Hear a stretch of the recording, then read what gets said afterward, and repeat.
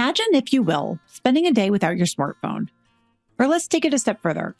A day disconnected from the internet altogether.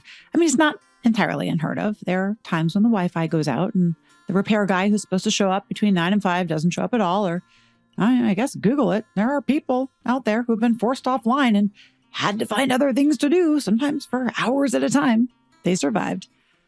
And guess what? In all seriousness, we usually hear that every single one of those stories ends up with a truly rewarding experience of enjoying life IRL. To some of us, that's not much of a surprise. It's the very foundation of mindfulness, living in the moment, being fully present and experiencing and appreciating everything around you. But remember, we're only talking about a day. The reality is, right or wrong, we do depend on modern technology in the daily course of our lives, not even counting going down the rabbit holes of social media or cat videos on YouTube. We rely on news alerts, medical reminders, weather reports, banking, GPS navigation, or calling an Uber. The list goes on and on. Still, did you know that according to a survey done by the Pew Research Center, 7%, or around 18 million of the country's adults, don't use the internet at all? Full disclosure, majority of those are seniors who couldn't give a you-know-what about memes and hashtags. But what about the millions who either decided they just aren't interested or are patently against it for religious reasons or otherwise? Now, we're only really talking about the internet, but what would you say if I were to tell you that you had to forego almost all kinds of modern conveniences? That's right. No cars, no refrigerators, no nothing that plugs into the mainstream power grid. And what if I were to tell you that you had no choice? Well, for about the 400,000 people that comprise the Amish communities in the United States, that's exactly what life is about. Modern conveniences that you and I take for granted, like electricity, computers, and cars, are forbidden because they believe that those things weaken the bonds of family and community. But it's their choice, right?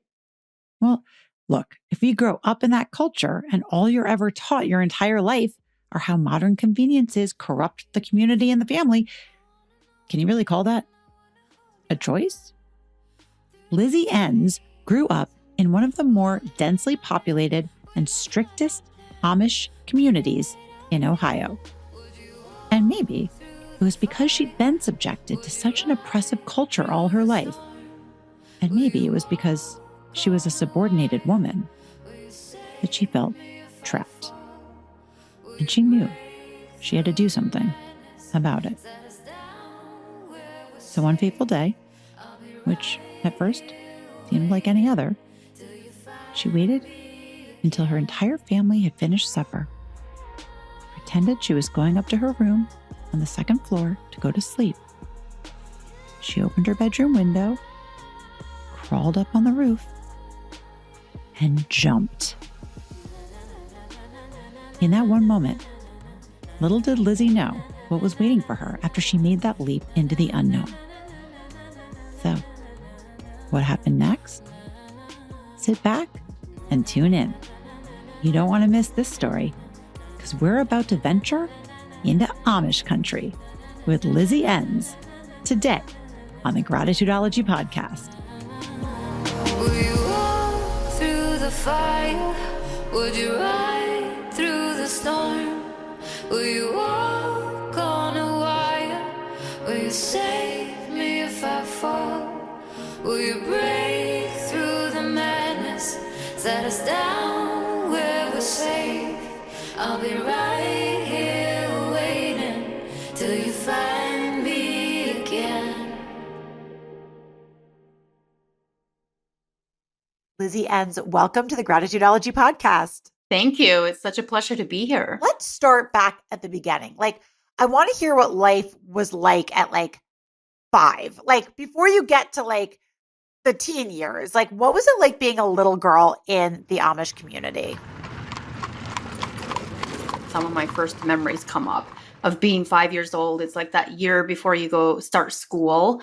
And, we started work around 5 years old. Before we were going to school, we were carrying wood in. We were washing for the wood burning stoves. We were always washing the dishes and cleaning up after every meal. And so we had our duties. And then, I remember playing too, but our form of playing was going outside and playing hide and seek. And we had this little wooden wagon that we would play with. And then we had like a baseball bat with a tennis ball. We didn't have real baseballs, but we had a tennis ball, and so we would do that. So we had all kinds of games that we played outside, and then in winter we would play in the snow and stuff like that. So we weren't allowed any electronics, so it's not like we were on devices or anything like that. We just made our own games.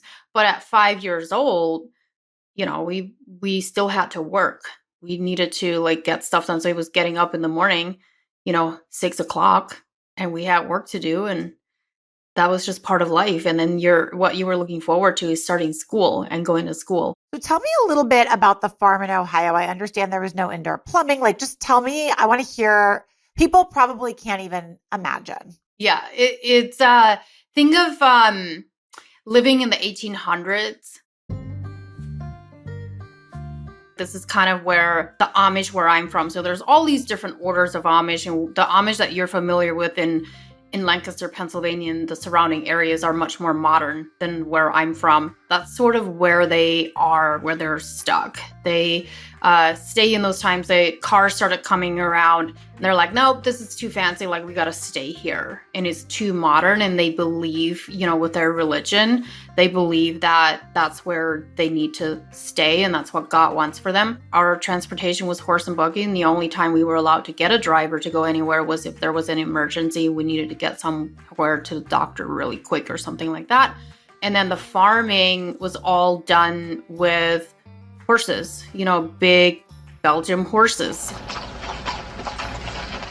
We plowed the fields. We did everything from, seeding to harvesting and all of that. Everything was done using horses, not mules, not tractors.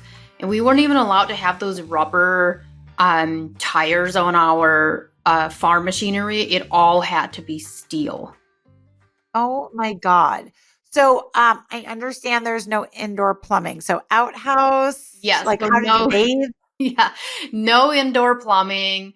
So that meant no showers, no running waters. Our water was that old-fashioned pump that is attached to a well, and you have to pump it to, get it. They call it a well or a cistern. Sometimes some people are close to a nice spring, so they'll have spring water, but we didn't have that where I was. And then we had outhouses. So our outhouses meant that when you had to go to the restroom, you had to go outside. And, in the middle of the winter, if it's cold, you gotta go out there in the middle of the night when you had to go. Take me through what that day looks like. It's so different from the rest of our day. Yeah, a typical day in the Amish community when I was growing up there is, I look back to now the structure that we have. So there's a lesson here, and there's something that I teach my clients, and I tell everybody is the way that I grew up and how we structured our day. You can use these three things in your business if you're growing a business, and that is order, structure, and discipline. They had those three things, and order is that you have order in how you go about your day. So every day we would get up around 5 or 6 a.m. We would go milk the cows. We would feed our animals. We had 300 to 400 laying hens. We would make sure the eggs were gathered, doing all of that stuff. Then everybody would come in and have breakfast. So we had, this 13-foot table where the entire family would sit down and have breakfast every single morning. Then we go about our day. And whatever the guys were season we were in, that's what they were focusing on outside in the farming, and whatever the women were doing, whether if it was a winter, we were probably quilting and sewing and canning meat, and we preserved and canned our own meat. If it was summer, we were probably gardening and canning fruits and vegetables and stuff like that.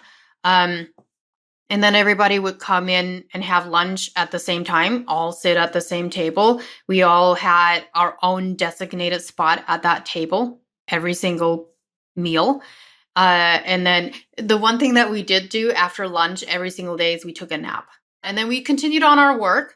And then in the evening, we would all get around the same time, 5:30, 6 o'clock. We would get together for dinner. We'd have dinner. And then after that, it was going back and milking the cows and feeding the animals and all of that. So when I look at that, I'm like, that was order. Hearing Lizzie look back and observe the benefits she got from living in this type of community really struck me. I'll be honest, I'm someone who listens to a lot of true crime and investigative journalism podcasts, specifically a lot on the topic of cults. And conversations about the Amish have certainly come into the culty zeitgeist before. I've heard all the negative discussions about abuse and suppressive patriarchy, but hearing Lizzie's takeaway, specifically that her Amish background gave her a framework for successful living today, well, it really makes sense. And it was structure. So structure follows order. Okay. You have the order, but then you have structure that follows that, and you know what's expected, and that's what you do. But discipline is showing up every day and making sure that you follow through with that. There's a continuation. I call it like the secret sauce. So it's order, structure, discipline, and then committing to all of those things and following through over and over. And that is what I utilize in my life now. And I look back to what that taught me. Hey, yes, it doesn't always mean that you're going to love what you're doing, but you're going to do it anyway because you know it's part of the plan. It's part of, what's going to make you successful. But we have a while to go until Lizzie finds independence and contemporary success as an entrepreneur.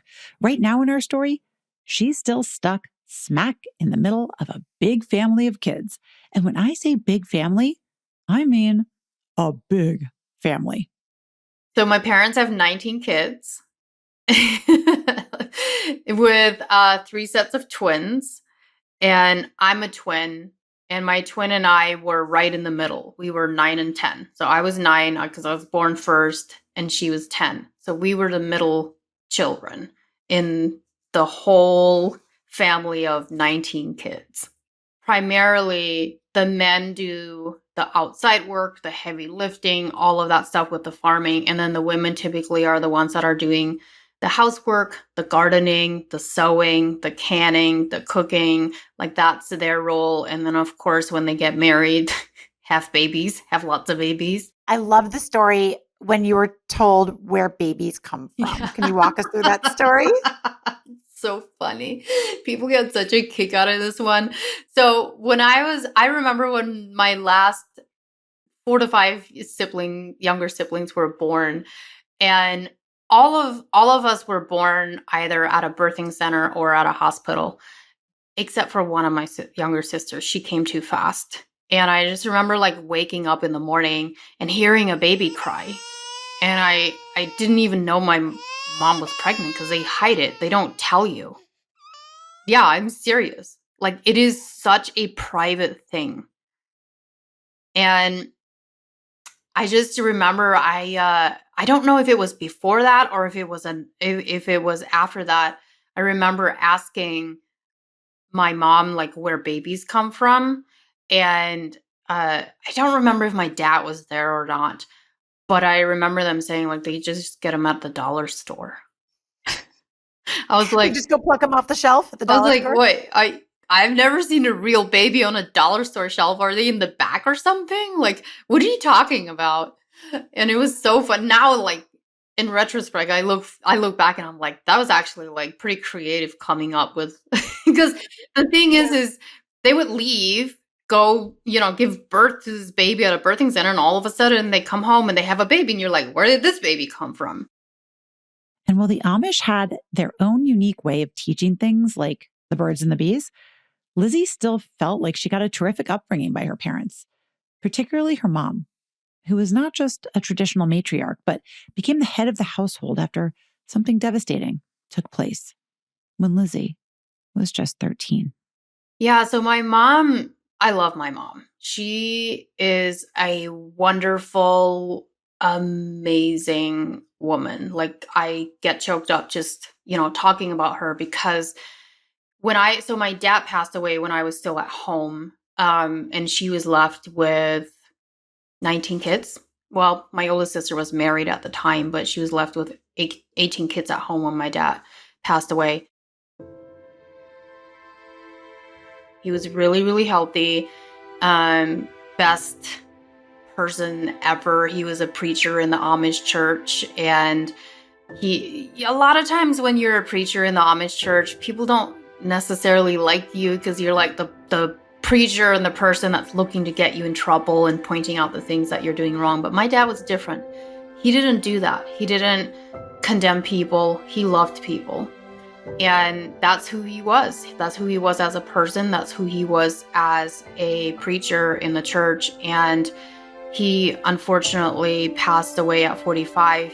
He was driving home on his horse and buggy one night, and it was right around dusk, and there was a drunk driver that ran into the back of his buggy, and he passed away a couple days later. He never woke up from that. He didn't have any broken bones in his body, but he had a blood clot on his brain, like the size of a fist, and they did surgery. It didn't stop bleeding for a long time, and he was just basically like brain dead. So they had to make a decision to take the life support off, and that was it.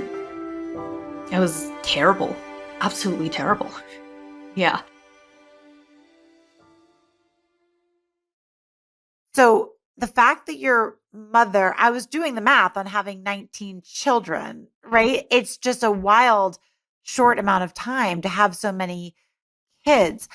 I mean, I also read that your mom had 5 kids in diapers at once. What happened when your father passed? Did the rest of the community chip in, or was it just your family kind of closing ranks?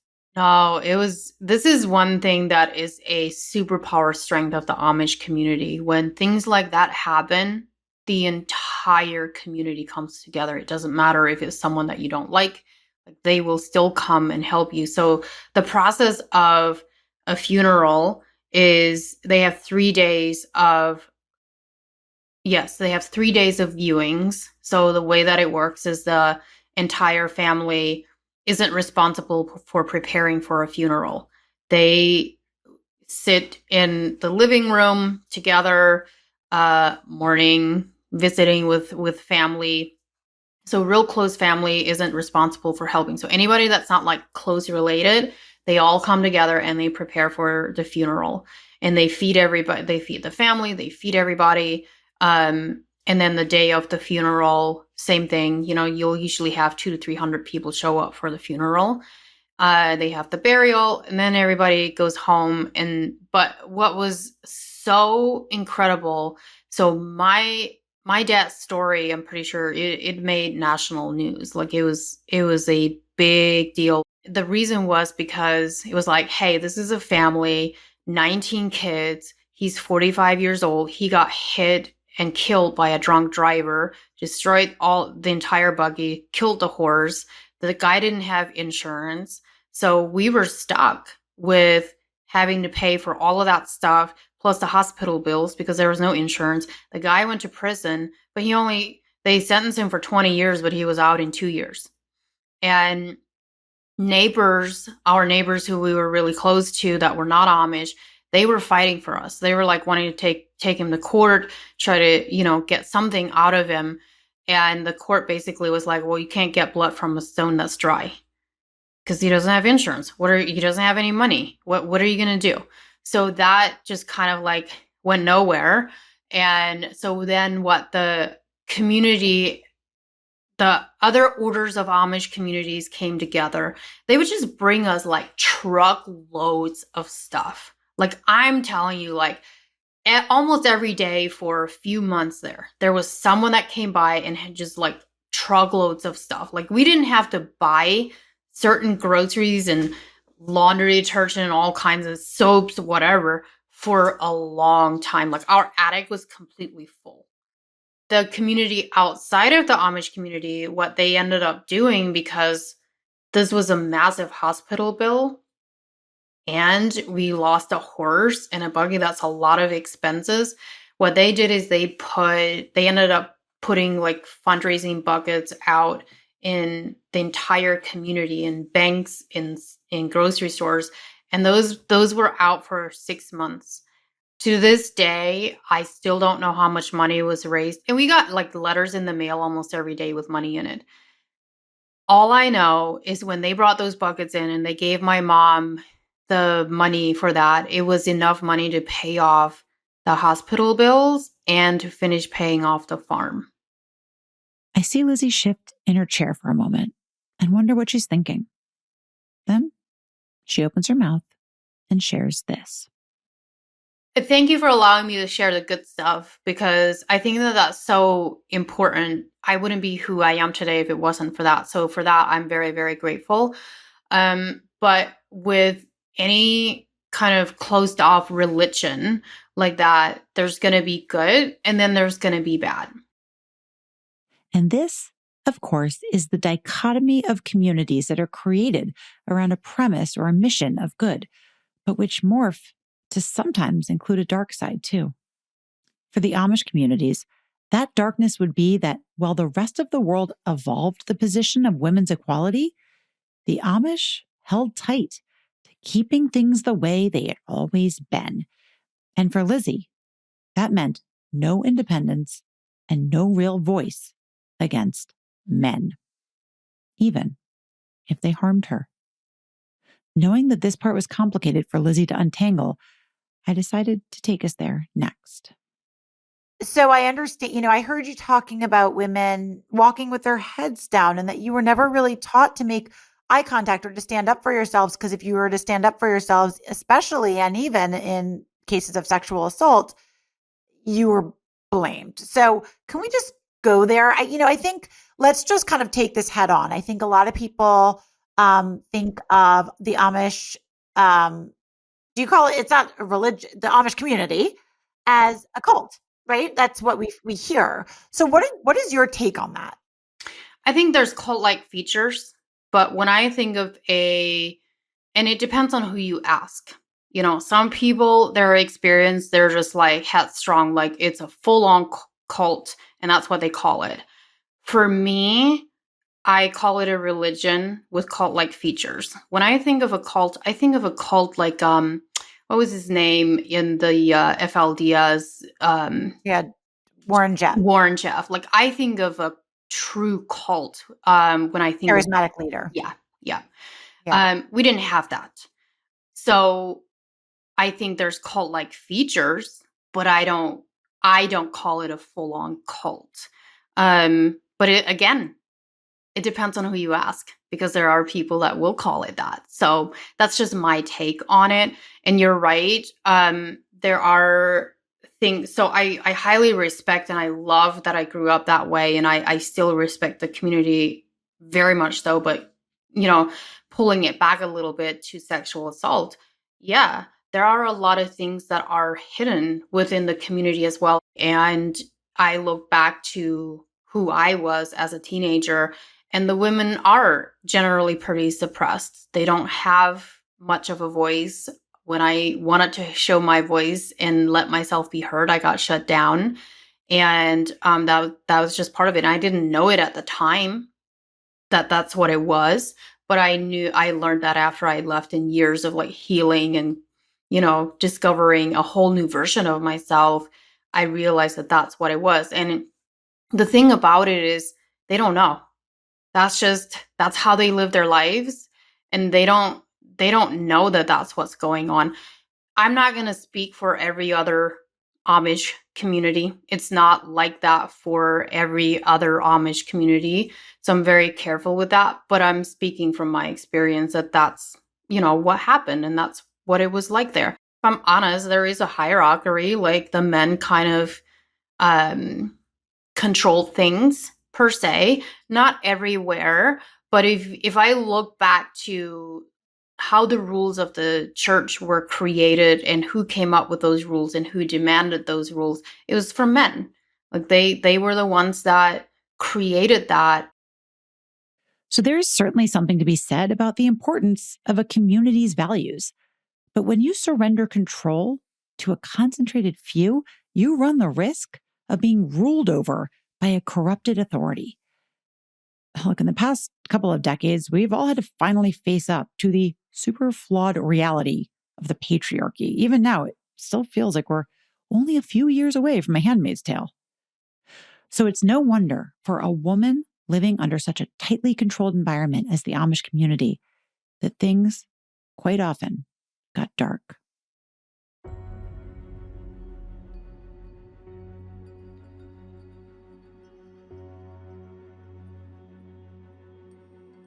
One of the things with that, so when I was 16 years old, I got, sexually assaulted, molested for, I can't even count, how many times. And when that came to light and came out, for example, the church is the one that just kind of like takes care of it in whatever way that they deem necessary, but it's never taken to authorities or anything like that. But with that, because of the shame that comes with that and the way that they make you feel with that, I was looked at as I was the problem. Like it was my fault and I was I allowed it to happen. I didn't even know what sex was when that was happening. Like the very first time. Like I had no idea like what it was. Did I know that there about sexual things? Yeah, I did. Because I grew up on a farm. I learned about it in some way, but like the concept and the explanation behind all that, it wasn't there. So like sometimes people are like, oh, come on, you grew up on a farm. Of course you knew. Yeah, I knew that things like that happen. But if you've never been taught anatomy of your body and the understanding, like that's the thing that like people in the modern world don't understand, is that when you are so closed off and so suppressed from education on that aspect, we didn't have sex ed. We didn't have any of that stuff. I didn't even know what a period was until I started my period. And then I thought I was going to die. So that's the thing that people miss. Wow. That is just wild. And I understand that as Amish women, you don't really learn about sex until your wedding night. Is that correct? That is correct. Yeah. The proper education behind the sex and then getting pregnant, like those things are not talked about at all until the night before the wedding. Right. What is a typical age to get married in the Amish community? Men are usually 21 or older because at 21 is when they are considered of age, which means whatever money they make, if they get, a job somewhere at a sawmill or a furniture shop or something like that, they can make their own money. But before that, whatever jobs they have that generates income, that money goes to the parents. So at 21, they start making their own money, which means they can start saving money to then get married. So it just depends on, are they in a relationship that then allows them to get married? For girls, it's not uncommon for them to get married somewhere between 18 and 20 if they're in a serious relationship. So for Lizzie, who is such a smart cookie, all these expectations on gender conformity, her questions about a woman's autonomy, her right to be heard, to have her own dreams and not be a willing victim, let's just say things were coming to a head. And for me, I was the person that always questioned things. And I just could not get on board with the belief system behind certain things. So for them, they believe that only Amish people can go to heaven. And my question was, well, why would God make so many other people in this world and only allow the Amish people to go to heaven? That doesn't make any sense to me. So I questioned that. And I remember there was this lady that she loved God. She talked about Jesus. She was a customer of ours. And she had really short hair. So we weren't allowed to cut our hair, not the women. And I looked at my mom and I was like, so just because she cuts her hair really short, that means she's not, even though she loves God, like she's not going to go to heaven. And my mom's response was, well, that's just the way it is. Like, can't do anything about it. And I was like, no, I'm not good in, that's not good enough for me. Like I can't get on board with that belief system. It just did not make any sense to me. And then the next piece that didn't make any sense to me was the fact that if you put a pin in wrong in your dress, you're going to go to hell because you disobeyed the church's rules by putting a pin in wrong in your dress. And I'm just like, that doesn't make any sense to me. Like, I don't get it. And I just remember I was in trouble with the church because I was a member. I got baptized into the church, and they watch you more closely then. And I just remember one day I was standing in my room and I was looking out the window, and I had gotten in trouble for putting a pin in wrong in my dress. And I said to myself, like, if I'm going to go to hell for putting a pin in wrong in my dress, then I'm going to go to hell driving a car. Like, I might as well go all out. Right.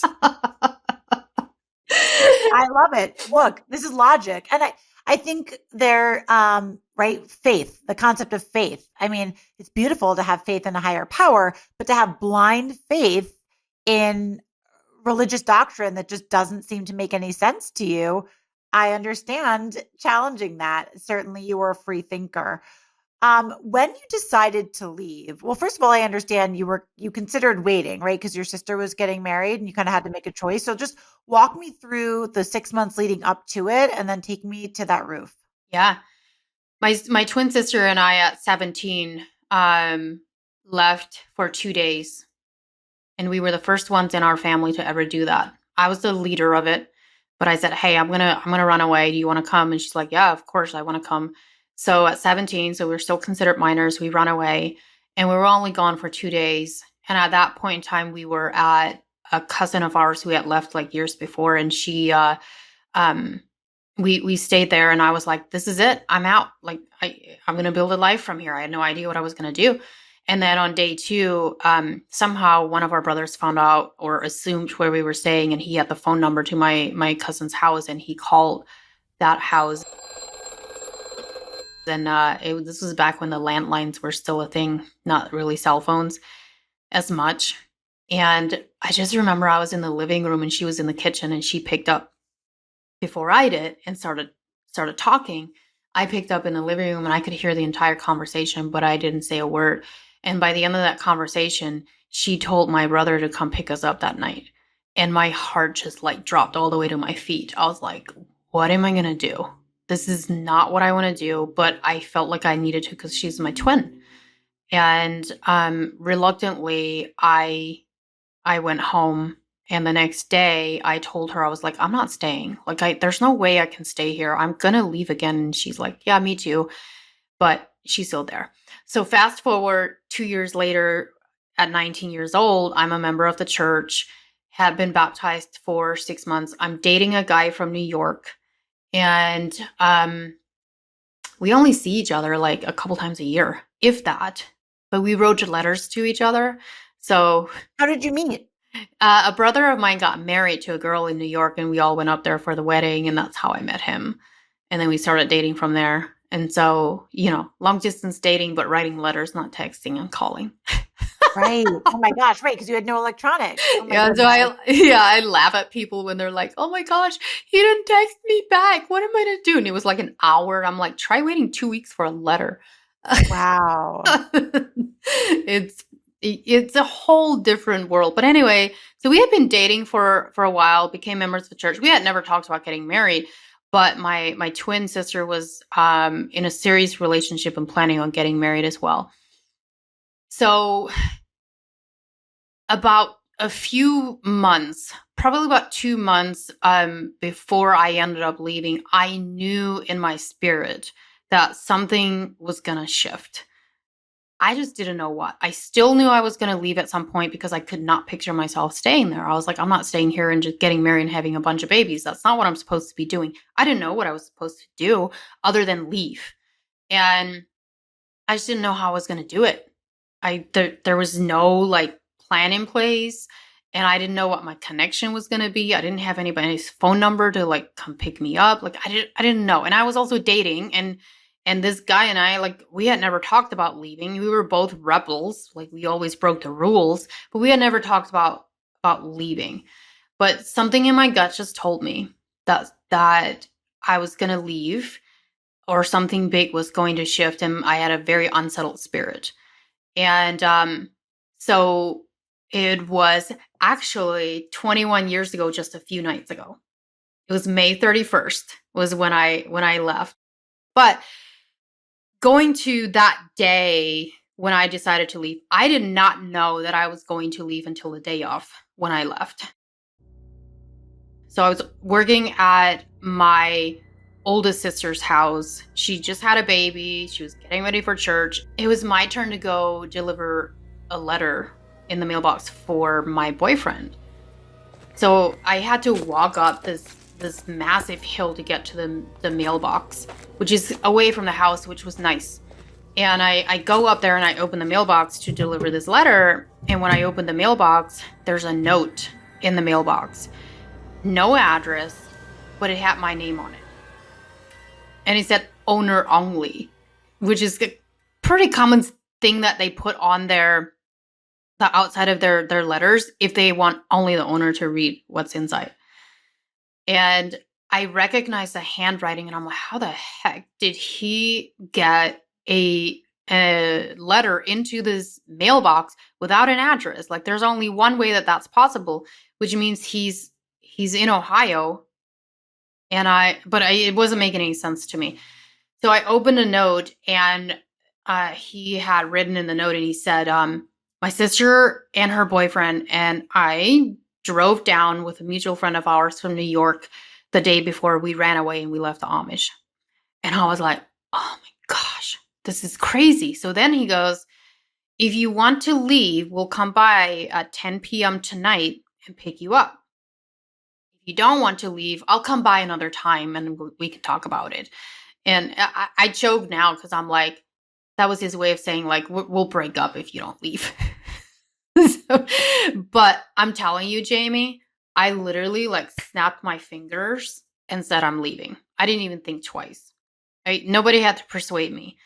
What did have to happen, though, is it was noon and I needed to figure out how I'm going to go through the rest of the day, not telling anybody, because I couldn't tell anybody. I contemplated telling one of my younger sisters that was there that day. But I didn't, because I was like, if I tell anybody, there's a very high chance that someone will find out and they'll, try to stop me. So I didn't tell anybody. I had to sit right after that. I had to sit at the lunch table with everybody and I couldn't eat. Like, I could barely eat. And then I waited all day. And so my plan was to wait until nighttime when everybody else goes to bed, which is what I did. Every night you get to, the whole family gets together and they do a prayer every single night, like before they go to bed. So that happened, and then you go to bed. And I go upstairs as if I was gonna go to bed, just normal routine. I'm the only one on the second floor. So I remember I like walked into the room, and as soon as I walked into the room, I like ripped the covering off my head. I'm like, I'm getting rid of this thing. I wish I brought it with me now, but I left it there. And I let my hair down. And then I wrote a note for my family. And I just said, this has nothing to do with anybody here, but I have to go. And when I look back at what I wrote on the note, I'm like, wow. Like I wanted them to know that it was me. Like this was my decision and it's nobody else's fault. Because I knew my mom was going to have a really hard time with it. But that's what I wrote. And then I had a flashlight and a couple little souvenirs and $20. That was it. I really wasn't supposed to have the $20, but I had it. I put that in my pocket, and then instead of just going downstairs as if I had to go to the outhouse, because I was like, somebody's gonna know, so I can't do that. I went over to the window. And I opened the window and I was going to crawl out onto the roof to jump off this roof, which is like 15 feet.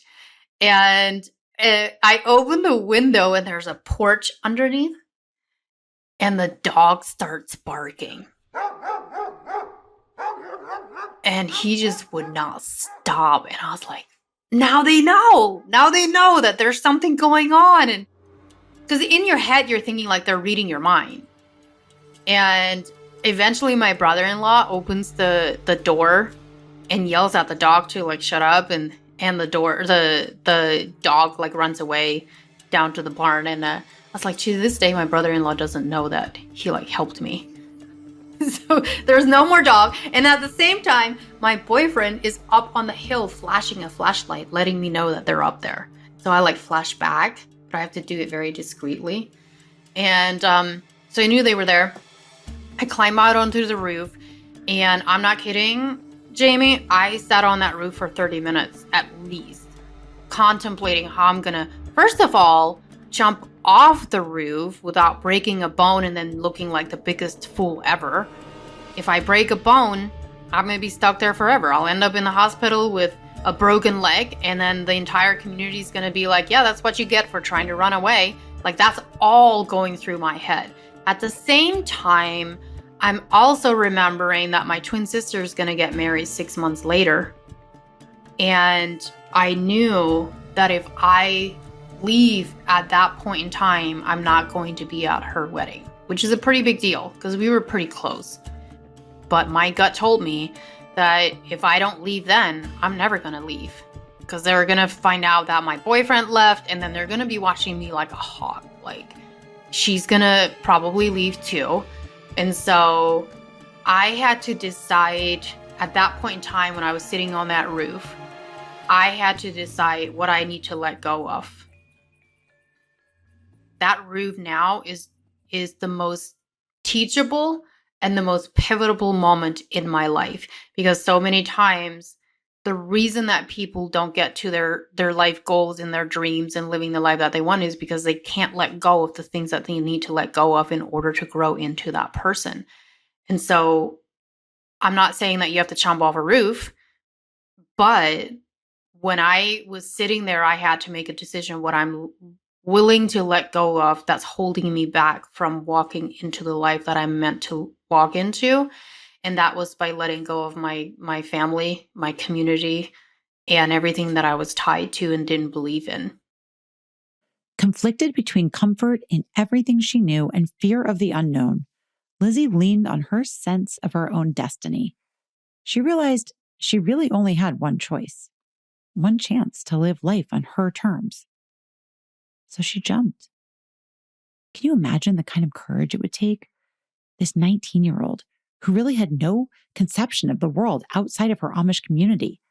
No driver's license or a social security card, no discernible job skills other than milking a cow. Of course, it was just the beginning of Lizzie taking control of her life and heading out into a new world that was waiting for her. Yeah. You know, when I think back to all of that, when I left, you're right. I didn't have a social security number, never had a job, like anything outside of the Amish community before. Had just $20, and I didn't know what I was going to do. When I made that leap, I had no clue what I was leaping into.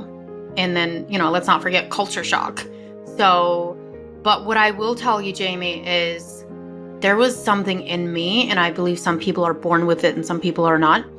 And one of the things that I know was I was born with was discernment. And discernment is, an understanding of, this is what I know that I'm supposed to be doing. I don't know what it's going to look like, but my discernment is telling me that this is where I need to go. And whatever comes, I'll figure it out. So when I left that second time, there was no looking back. So when I left, I got connected to this couple named Jake and Anna who had left years before, and you read about it in my book, and they were so amazing. They helped me. They said, you can live with us for $50 a month on rent, and we'll help you get your first car, we'll get your driver's license and all of that. And then once you have that, you're out. You're going to go, live on your own.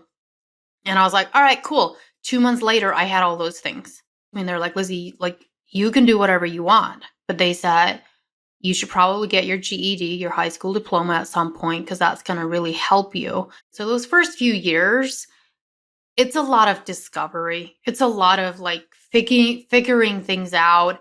Did you have an early job that helped you get through? Yeah, I actually got a job as a dishwasher at a restaurant 2 days after I left. There was my friend's sister who had also left a few years before. She worked there, and she got me connected to the restaurant owners, and they were familiar with Amish kids. So they knew that Amish kids like work really hard and they can trust them. Such a blessing. My first paycheck was like $50, and I was like, oh my gosh, this is so much money. And then I was like, yeah, I found out that doesn't go very far. Right.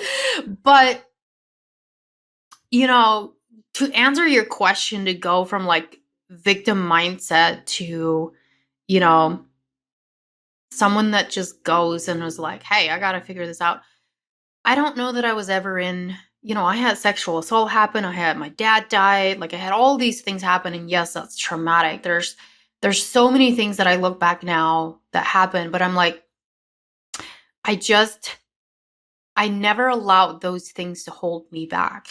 I never allowed my mind to go, oh, poor me. And this is just, what happened, and these things happened to me. I just never allowed that. Did I need to do a lot of healing after I left? Yes, absolutely. And even to this day, sometimes there's still things that come up. I have a mentor, and we work through things. And after going through my divorce, I realized that there were a lot of things that I had to heal from still that I didn't know that were from my childhood. And I think that's just life. I think in life, like if you're not working on growing and healing and becoming better, then you're stuck. And you're just always going to be stuck. You're never going to go where you want to go if you don't work on those things.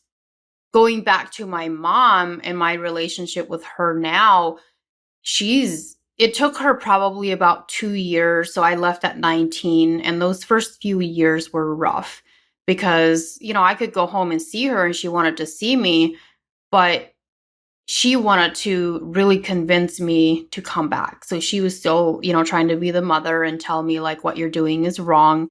Because her biggest fear really was like, we do terrible things in this world. I have 3 younger siblings that also left eventually, not at the time.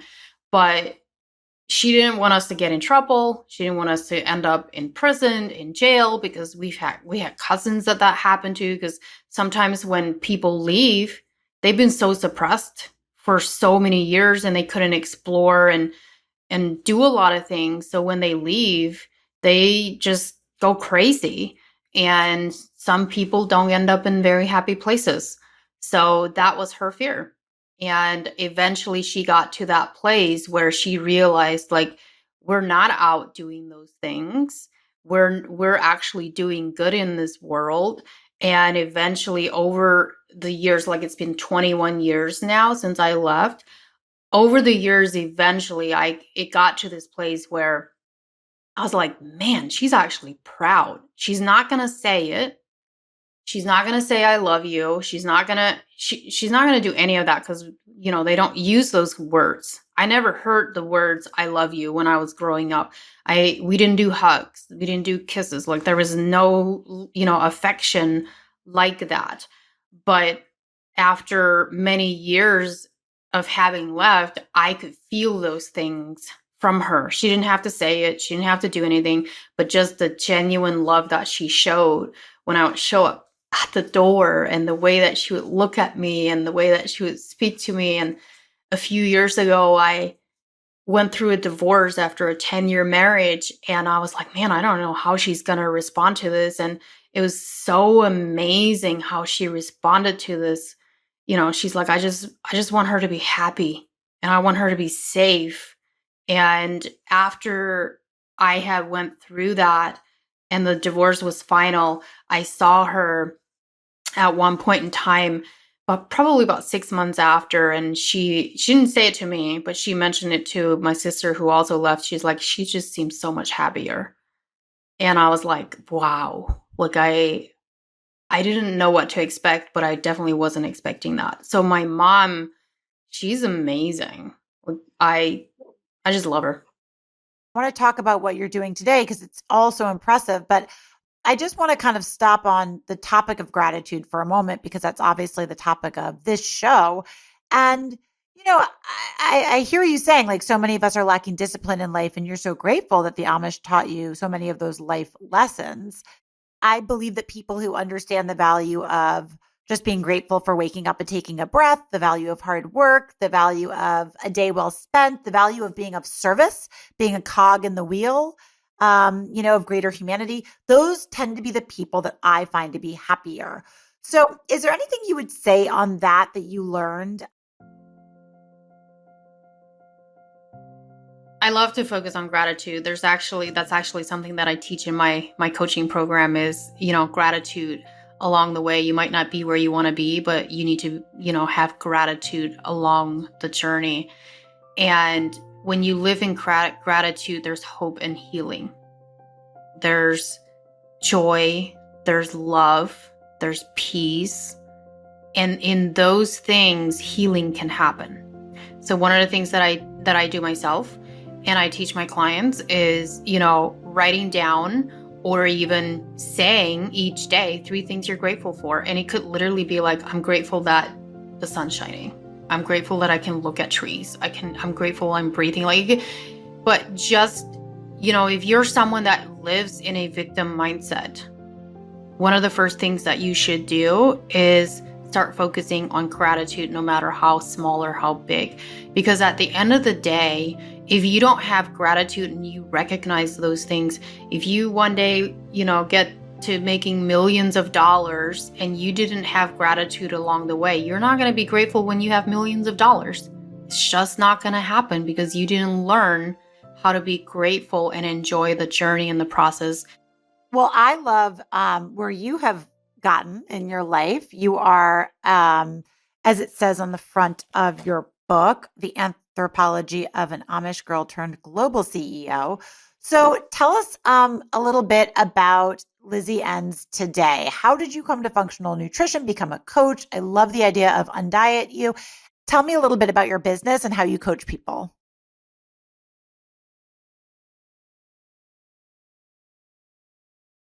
I was working at a nursing home at the time, and I had it on my mind, like what do I want to do? And I had my back turned towards the TV in a patient's room. And there was a commercial that came on and it was talking about nutrition, and they said something very specific. And I literally turned around and pointed at the TV and said, that's what I'm going to do. And that was the beginning of me realizing, like, I'm really passionate about health. And I had gone through, and this leads into my business today and why my business is called Undiet You. I had gone through many fad diets, eating disorders. It started when I was a teenager as an Amish girl, getting bullied for my weight because of being a little bit bigger than my twin. So a whole bunch of stuff can be unraveled there. But that led me into eating disorders and major body dysmorphia and terrible relationship with my body after I left. And then I also discovered, we cooked everything from scratch. When I was at home, when I left, I was like, oh, gee, I can just buy a microwavable food and stick it in the microwave. Cool, let me do that. I don't have to cook. And then I discovered fast food drive-thrus, and I was like, I can just drive through here and get a burger and fries. Cool, this is awesome. 20 pounds later, I was like, something's wrong. This is not cool. And I started fad dieting. I started doing all kinds of different diets to quickly lose the weight. And it was just this ripple effect of terrible decisions, with health. And then what I realized at that time, or even later on, is that none of that even made me happy. It didn't matter how much dieting I did. I was still always disappointed. And fast forward a few years, I got certified as a personal trainer. I was like, this is really cool. I can work out. I can tell other people how to move their bodies, train them. 2 months into training on the gym floor, I was like, this is not it. This is a small fraction of what helps people. I need to do more. So I went right back to school and I studied holistic health and got certified as a holistic health coach. And that was kind of like the beginner. That's where I learned a lot. Fast forward to the year of 2020, when I was still working as a trainer, that's when I got the nudge again, where God was like, time to go do your own thing. And putting things in place with your goals is really, really important. So it was August and I hired a business coach And I said by December, I'm going to be done training in person and I'm going to go fully online. And I did. I said, this is my goal. And I did. And that's what I did. By December, I quit training in person. I went fully online and I built it from there. But at the same time, I went back and studied functional health. So the functional health is what really allowed me to dive a lot deeper on the anatomy, the physiology, and study hormones and thyroid and autoimmune and all of that stuff, which I'm really, really passionate about. So my business today is as a functional practitioner, and I focus in on hormones and thyroid and cortisol and sleep issues, like you name it. Like I have so many testimonials from people. Like I have this one gal that I worked with last year. She had gone $80,000 in debt from the medical industry, trying to figure out what's wrong, and nobody could tell her like what was wrong, and it was just this vicious cycle. And she came to me and I was like, they're looking at the wrong places. And now she was in near kidney failure. Her liver was close to failing. Her heart enzymes were way off the charts. And we looked at her blood work again, because I run blood work for people, and everything is perfect. Like, and her endocrinologist and her regular doctor are like, we need to talk to this person. Like, what is she doing? Because they couldn't figure it out for 20 years. The system is failing people. And what we have to remember is they're taught how to look for diagnosis. And when they're looking for diagnoses and those diagnoses aren't there, they can't really help the people. What we do in the functional field is we look for the missing pieces of the puzzle. What's your body deficient in? And our ranges of where we want to see people in the labs are completely different. So the lab ranges in the Western medicine are just way too vast, way too wide. An example is, a thyroid panel looks completely different in the functional field than in the Western field. And that's why so many people with hypothyroidism aren't getting the help that they need. But not only that, if you're looking at a thyroid condition in someone with hypothyroidism, it's more than just the thyroid. And in Western medicine, they're usually only looking at the thyroid. They're not looking at what else is connected to the thyroid that needs help. Your thyroid problem is not just a thyroid problem. It's much deeper issue than that. Why did your thyroid all of a sudden go off? Why are the levels all it's not the thyroid, it's other things that are leading to that. And that's the missing piece of Western medicine, is that they're not looking at the connecting dots, which is unfortunate. It's so fascinating, Lizzie, because, for somebody who had an 8th grade education and was just held back from so much of science, I mean, where you have taken your career is, it's incredibly advanced. It's incredibly intuitive. And I have to almost imagine, though, that, your intuition from living and working amidst biology, right? Like humans and animals and ecosystems, it had to have helped. I think it probably led into this perspective through which you view the world. Would you agree? Yes, 100%. I call myself very blessed and also lucky to have had the experience that I did, because I realized because there were years that I tried to hide where I was from, because I didn't want people to know, but now I embrace it. And the reason that I tried to hide it is that I didn't want people to think I was stupid. So I would, try to hide it. And then eventually I got to this place where I was like, I don't really care anymore. Like, I know who I am, and think whatever you want to think. And I know on social media, 100%, there are certain people that still discredit you because you grew up the way that you did. And I'm like, I don't care. Like, I know who I am, and I know how many people's lives I have changed. That's my job.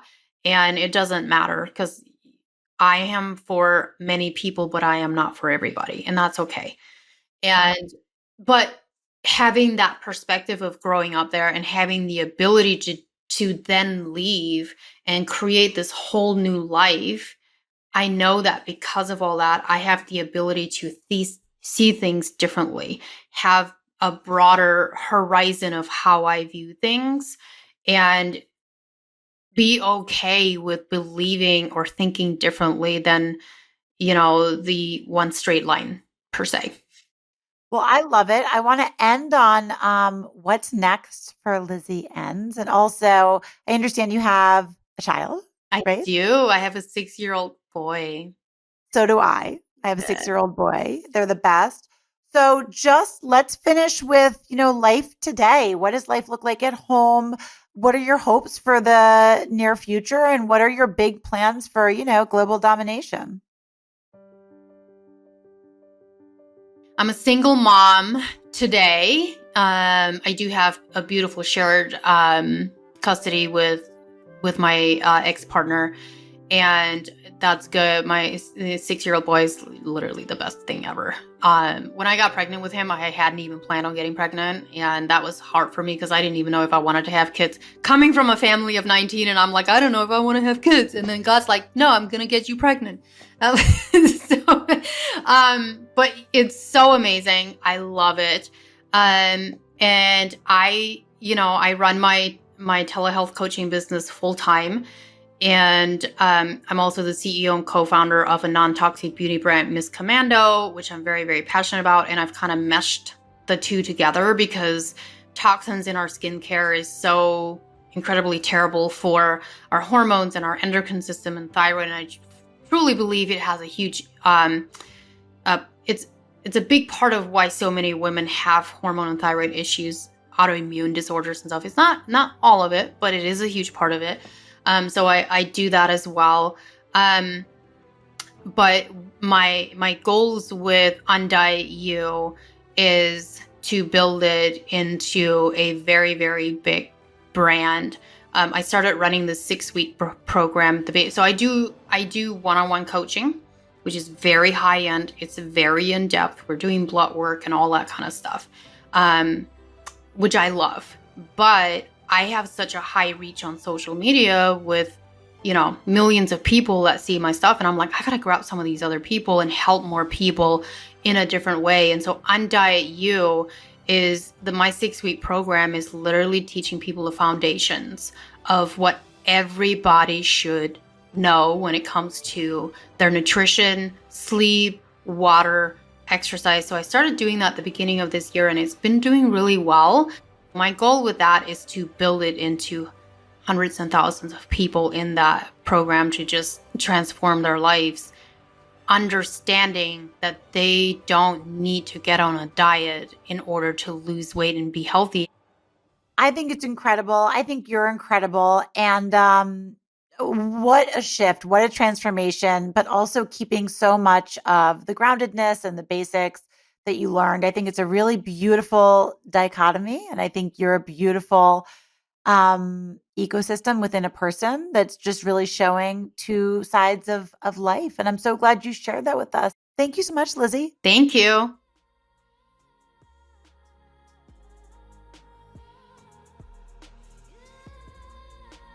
What a journey.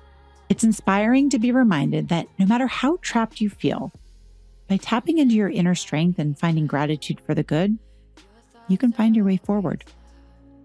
Lizzie actually gets more in-depth about this all in her book, Amish Renegade, The Anthropology of an Amish Girl Turned CEO, which you can find everywhere on Amazon, Barnes & Noble, and she even recorded the audiobook herself for Audible.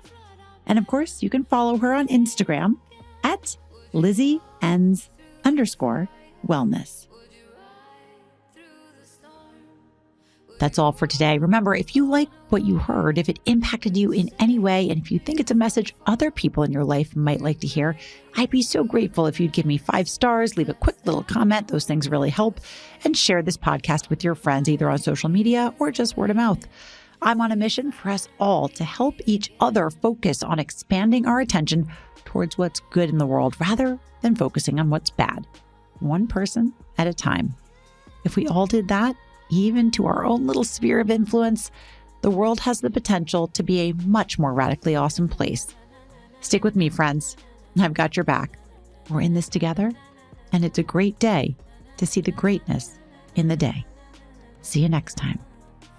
The Gratitudeology podcast is written, executive produced, and hosted by me, Jamie Hess. Sound design and studio production by Gotham Production Studios. Our theme song is Maze by Hills, sung by Nadia Ali. And don't forget to follow us on Instagram at Gratitudeology. Set us down where we're safe. I'll be right